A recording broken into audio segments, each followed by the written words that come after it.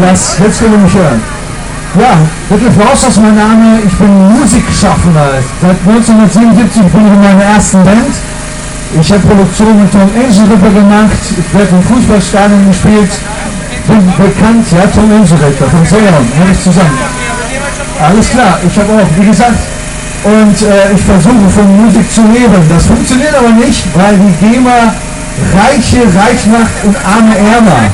Und das Schlimme ist, das Einzige, was ich als Ruhrgebietsmusiker habe, da wir ja hier Radiosender haben, die sich 100% von hier nennen, aber so gut wie keinen Künstler aus dem Ruhrgebiet sendet, ich würde das erleben, habe ich das einzige Forum, die DJs.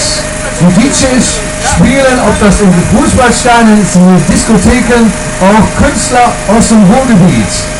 Und dieses Forum zerstört die GEMA. Ich möchte mal so Zahlen nennen, was die GEMA so im Jahr einnimmt. Das müsst ihr euch mal vorstellen. Die GEMA nimmt im Jahr 850 Millionen Euro ein. 850 Millionen Euro. Dieses Geld kriegen nicht die GEMA-Mitglieder, das sind 64.000, sondern eine Elite. 5% von allen GEMA-Mitgliedern bekommen nur diesen großen Pot von 850 Millionen Euro. Darin, die GEMA sagt, sie vertritt die Komponisten und Texter. Das ist nicht richtig, weil sie vertreten auch die Verlage. Das sind die großen Bosse. Und mit Ruhrgebietsmusikern kann man kein Geld verdienen. Und darum sind wir auch nicht in den Radiosendern vertreten. Versteht ihr? Mit uns Muckern aus dem Ruhrgebiet kann man keine Kohle machen. Und jetzt will man das Forum zerstören, wo wir Ruhrgebietsmucker gespielt werden, nämlich in Diskotheken und von DJs. Die machen die Kulturarbeit, wofür eigentlich die öffentlichen Rechtlichen, die sind nämlich heute gar nicht hier. Die waren nur kurz hier, die werden höchstens berichten, wie wenig Leute heute hier waren. Die hätten nämlich den Auftrag, was übers Ruhrgebiet zu bringen und die Künstler auch im Ruhrgebiet zu fördern. Das machen die DJs. Und dieser Verein, der hinter mir steht, der mich eigentlich vertreten sollte und mich zu Brot und Wasser bringen sollte, macht meine Existenz kaputt, weil meine DJs vernichtet werden und auch die Diskotheken hier im Ruhrgebiet. Und deswegen bin ich hier. Und das Traurige, ich bin GEMA-Mitglied, ich müsste eigentlich für die GEMA sprechen.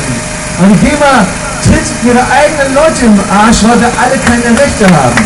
Und das ist traurig. Ich muss mal sagen, ich bin einer der ganz wenigen Komponisten und Texter und Musikschaffner, die hier sind. Wisst ihr warum? Weil ich nie mehr wieder in den öffentlichen Radiosender gesendet werde und auch nicht im Fernsehen kommen werde. Warum?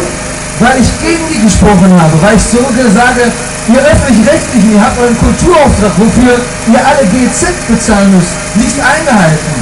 Ich trete die GEMA hier im Arsch, die mich eigentlich vertreten sollte. Ich stehe zu euch. Und deswegen sage ich nur eins, die GEMA muss reformiert werden.